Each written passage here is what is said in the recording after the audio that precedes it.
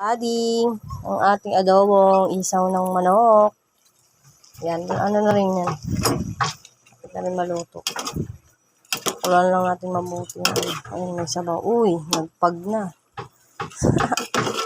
Ang bango niya, oh.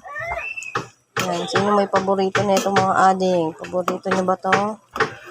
Isaw ng manok, adobo.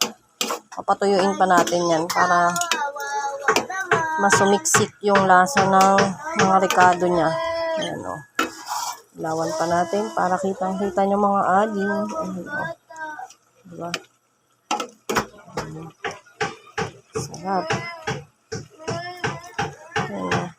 Katas ng ng sabaw. Ayan, pagpasensya nyo na, maingay yung background natin mga ading kasi may nag-aayos sa kalsada.